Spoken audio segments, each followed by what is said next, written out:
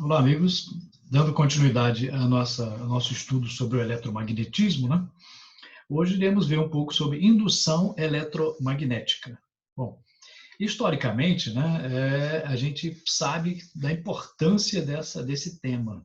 A indução eletromagnética é responsável por hoje nós termos energia elétrica em casa, nas indústrias, substituindo uma série de outros equipamentos que antes eram mecânicos ou então usavam vapor, né?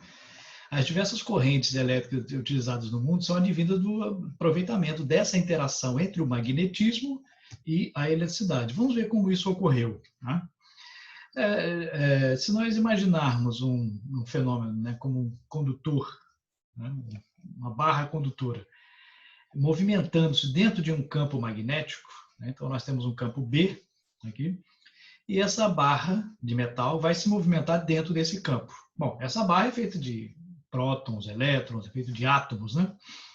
E essa é a influência do campo magnético sobre essas cargas elétricas é que pode gerar novas formas de se produzir eletricidade, né? Então, aqui visto aqui de cima, nesse desenho aqui embaixo de mim, esse X significa que o campo está entrando, né, no sentido aqui do plano, e a barra é perpendicular a ele com a velocidade v. Nesse caso, né, o que ocorre? Bom, se a gente imaginar bem, o campo está aqui, esse X, campo magnético entrando, a barra, à esquerda aqui, com a velocidade v em movimento. Com o movimento do condutor, cada elétron livre do mesmo dessa barra fica sujeito a uma força magnética, né? Que nós vimos que essa força magnética é dada pela regra da mão esquerda, né? Velocidade, campo e força. Então, a força vai aparecer uma força. Então, quando isso ocorre, né, esse elétron que está aqui no meio, né, que está sujeito a esse campo, está sobre a barra. Quando ela começa a se movimentar, o que acontece? Aparece essa força Fm, que vocês podem ver aqui, que é uma força magnética responsável pelo fenômeno que nós vamos ver. Quando ele se movimenta, o elétron atingido por essa força vai na direção de um dos polos, isso fazendo com que esse lado da barra fique com a carga negativa. Por compensação, o outro lado lá acima fica positivo. Então aparece uma diferença de potencial, positivo em cima, negativo embaixo. Se ela se deslocar, ó, deslocou, quando se desloca, aparece uma nova força que empurra mais um elétron aqui para esse polo, ficando duas cargas negativas, em cima duas positivas. Mais uma vez, três cargas. E à medida que isso aqui vai se movimentando, vai ficando cada vez mais positivo de um lado e mais negativo do outro. Então, o que está ocorrendo? Está ocorrendo que há uma diferença de potencial elétrico da barra. Se há uma diferença de potencial elétrico, pode gerar uma corrente. Essa é a ideia. Então, devido à observação aqui, devido a esse deslocamento, teremos um acúmulo de elétrons na parte inferior, fazendo com que a extremidade adquira um potencial elétrico negativo. Então, quanto mais você vai se movimentando, mais vai acumulando, né?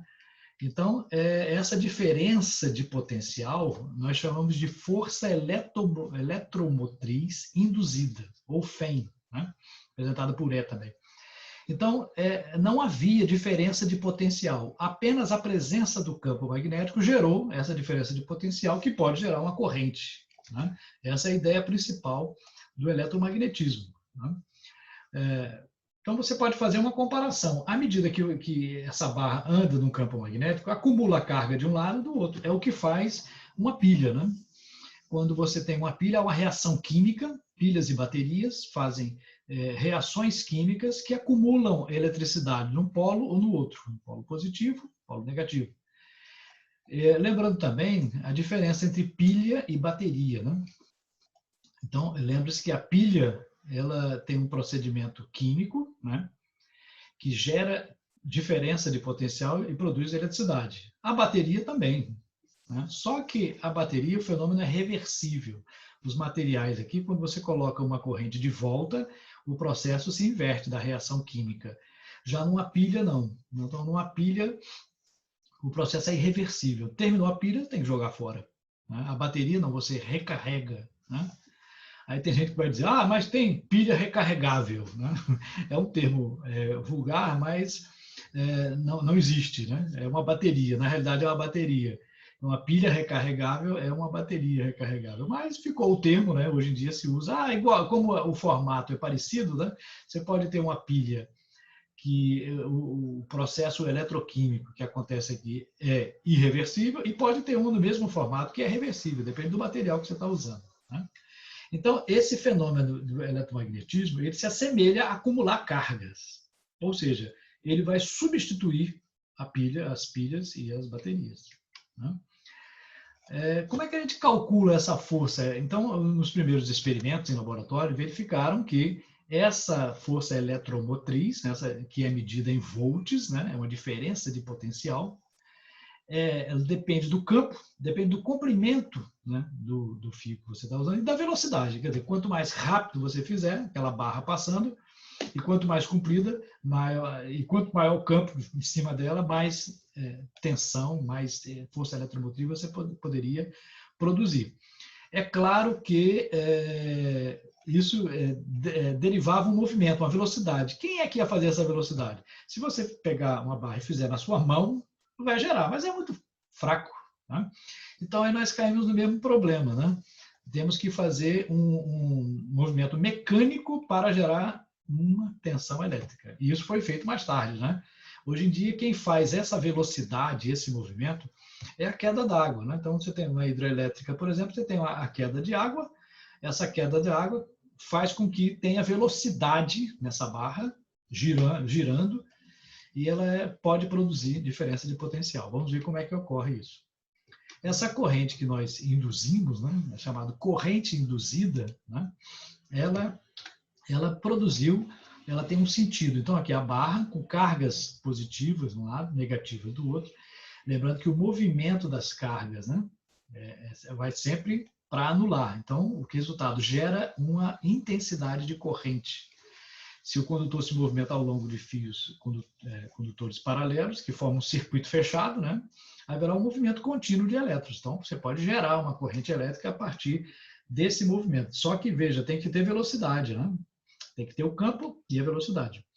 Então, se você pegasse uma manivela e girasse, né, você poderia fazer com que esse movimento, essa velocidade, gerasse carga elétrica, né?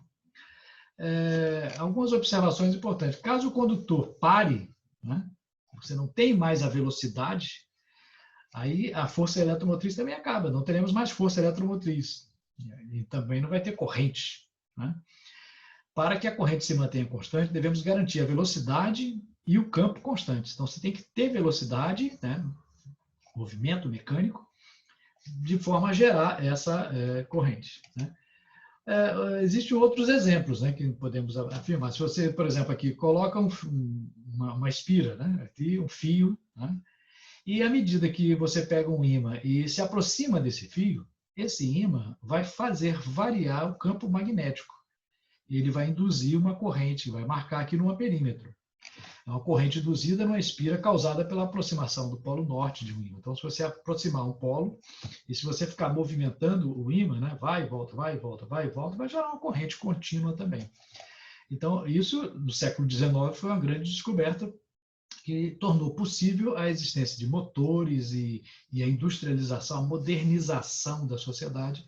Depende muito desses conhecimentos que nós temos aqui do eletromagnetismo, né? Uma outra maneira, né, seria você, através de uma pilha, por exemplo, gerar um campo, né?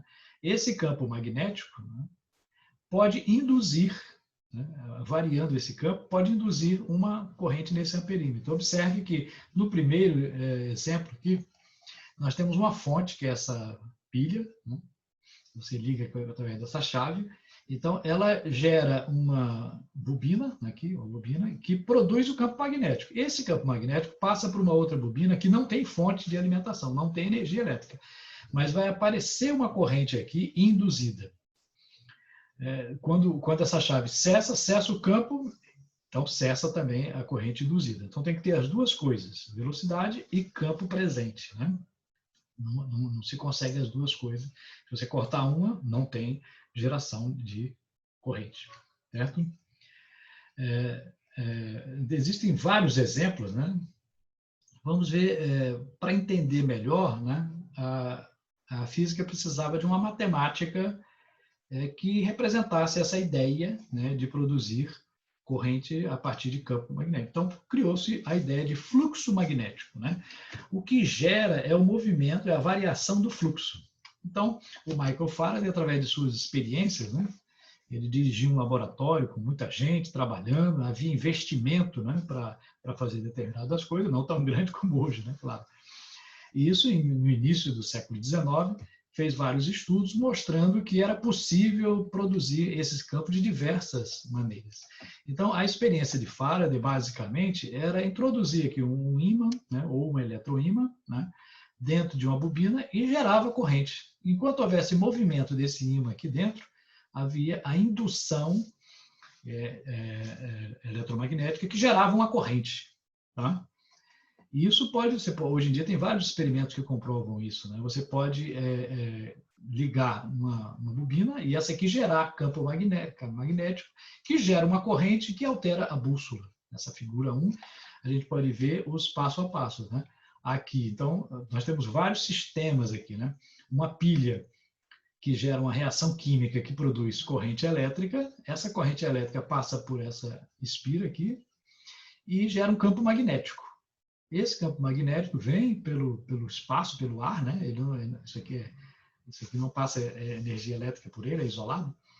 E induz, né? Aí vem o fenômeno que Faraday descobriu, a indução provoca um aparecimento de uma eletricidade aqui que vai gerar um campo que vai movimentar a bússola. Né? Então ele conseguiu produzir carga elétrica com movimento de ímãs. Só que ainda restava muita tecnologia para ser descoberta ainda, né? Ele apresentou isso na Royal Society, na Inglaterra, né? E através de experimentos verificava-se cada vez mais a união entre magnetismo e corrente elétrica. O objetivo era produzir eletricidade com maior facilidade, né? Porque a eletricidade era produzida pela química, né? Não pela física.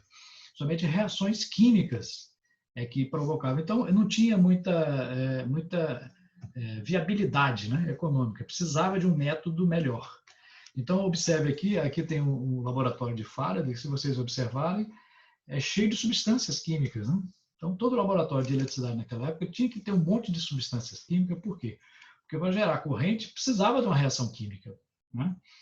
E buscava-se uma nova forma de se produzir eletricidade e essa eletricidade substituir o vapor. Né?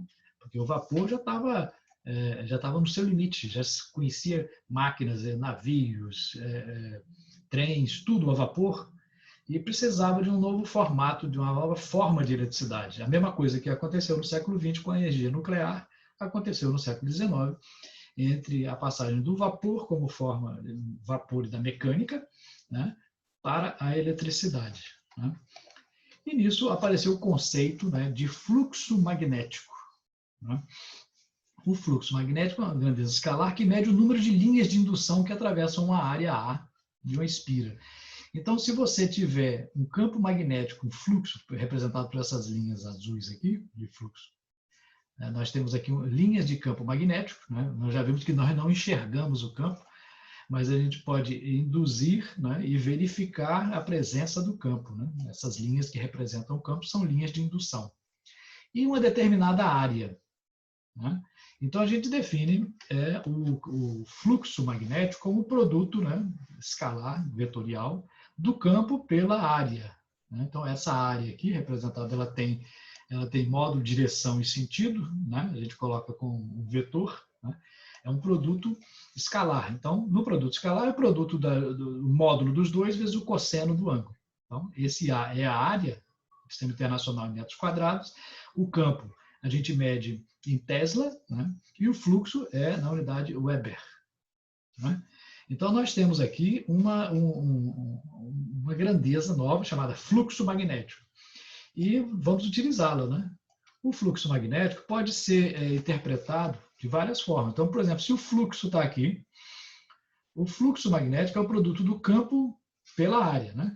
Como o fluxo está na mesma direção das linhas de campo, né? O fluxo vai ser B vezes A.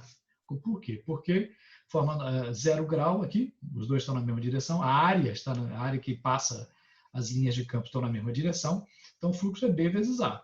Se ele for perpendicular ao campo, né, aí o ângulo é 90 graus, o cosseno de 90, 0, e o fluxo vai ser 0 também. A lei de Faraday, essa lei de Faraday exatamente foi formulada em função do conceito de fluxo, né? A força eletromotriz ela é gerada pela variação do fluxo no tempo, né? Ou seja, a ideia de Faraday é a seguinte: tem um fluxo de linhas de campo. Se elas estiverem paradas, não há fluxo, não há a geração de força eletromotriz. A variação do fluxo no tempo é 0. Mas se o fluxo ficar variando, né? Se você tem, por exemplo, um ímã em movimento, está variando a direção, mesmo que seja a mesma intensidade, mas está variando a direção, o sentido. Variou com o tempo, gera uma força eletromotriz. Tá? Essa é a ideia que consiste na lei de Faraday. Okay? E existem alguns exemplos. Né? Aqui a gente pode ver uma espira aqui, um ímã. Se eu colocar esse ímã aqui nessa espira, vai marcar aqui uma corrente elétrica. Essa corrente elétrica vem da variação do fluxo. Agora, pode ser um ímã, mas pode ser também um eletroímã. Ou seja, o eletroímã é uma bobina que nós temos aqui, passando corrente por ele. Mesmo que essa corrente seja pequena, se ela tiver um movimento muito rápido, pode gerar uma corrente substancialmente nova. Né? Agora, o que vai fazer o movimento desse ímã e desse aqui tem que ser um movimento mecânico. Então, esbarrava sempre no mesmo problema, né? Que é da conservação da energia. A gente não pode criar corrente elétrica do nada. Então, a ideia é fazer o seguinte, pegar um movimento mecânico, só que do ímã. Aí ele varia o fluxo e gera uma corrente. Né? Esses são alguns exemplos. Tem vários exemplos. Aqui nós temos outro, né? Aqui nós temos um amperímetro embaixo e aqui uma espira. Se essa bobina é alimentada por uma pilha, por exemplo, né? Se você movimentar ela, vai gerar uma outra corrente aqui. Variando o ponto C, estaremos alterando a corrente que circula na bobina. Por quê? Porque o fluxo magnético foi variado no tempo. Essa é a grande jogada. Né? Então, esse exemplo, né? Outro exemplo aqui, ó, nós temos um retângulo, né? Fio em forma de retângulo, e se ele se movimentar, o próprio fio se movimentar aqui, vai gerar uma variação do campo no tempo, então vai gerar nele uma corrente. Então, diversos formatos foram criados justamente para fazer com que pudesse gerar uma corrente, ou então uma corrente pudesse gerar campo magnético. As duas coisas seriam possíveis. Aqui um outro exemplo. Se você pegar dentro de um meio onde há fluxo magnético, se você pegar uma barra de um ímã, né, puxar, aí você varia a corrente num sentido. Se você puxar para o outro, varia a corrente no outro sentido. Quer dizer, o que foi descoberto é que numa variação inversa, a corrente também induzida também mudava. Então, se você pegar um ímã e aproximar de um fio enrolado, vai gerar nele uma corrente. Mas se você se afastar, a corrente inverte. Tá? Isso que gerou uma lei, né, chamada lei de Lenz. Tá? Então, nessa lei de Lenz, ele mostra que, olha, se você pegar um ímã e se aproximar dessa espira aqui, vai gerar uma corrente elétrica, num sentido. A corrente está marcando, observe que esse amperímetro aqui embaixo está virado para a esquerda. O ímã está se aproximando. As linhas geradas pelo ímã vão induzir na espira uma corrente. Agora, se você se afastar, também há variação de campo. Está afastando, está mudando o campo. Para menos, né? Está afastando. Então, a corrente induzida vai ser no sentido contrário. Então, o amperímetro vai marcar também no sentido contrário. Então, você pode mudar o sentido da corrente elétrica mudando o movimento. E se isso ficar contínuo, né? Ele vai e volta, pode ser um determinado fluxo, né, que gere uma corrente alternada. Né? Você alternou a direção daquela corrente, fazendo com que pudesse ser aproveitada de uma determinada forma. Né? Ou você fazendo sempre no mesmo sentido, também é possível. Então, muitas variações, né? Houve toda uma tecnologia em função da lei de Faraday, e por isso que na lei de Faraday tem um menos ali na frente, porque é sempre no sentido contrário. A força eletromotriz é no sentido contrário à variação do fluxo no tempo. Tá? E outras aplicações mais simples, né? O microfone, por exemplo, né? Quando você fala na frente de um microfone, como eu estou falando aqui também, né? Tem um microfone aqui, você está vendo? Um microfone. Esse microfone aqui que eu falo, lá dentro dele tem o quê? Bom, se você observar, vai ter uma membrana bem simples, né? E essa membrana, né, ela está presa a uma bobina aqui embaixo e um ímã fixo. Então, quando eu falo, né, a vibração no ar faz essa membrana vibrar. Ao vibrar, ela se aproxima ou se afasta, mais ou menos, do ímã. Então, a corrente induzida aqui também vai variar. É muito pequenininha, mas esse fio é jogado para um amplificador, né? Então, esse amplificador é capaz de amplificar a minha voz. Sai um alto-falante. Por quê? Porque eu amplifiquei o sinal. É uma variação, é uma corrente tão pequenininha, microamperes, mas se vai para um outro aparelho que pega aquele microampere e transforma numa corrente maior, capaz de gerar uma vibração, ele vai poder funcionar. Então, o microfone funciona graças a esse fenômeno da indução eletromagnética.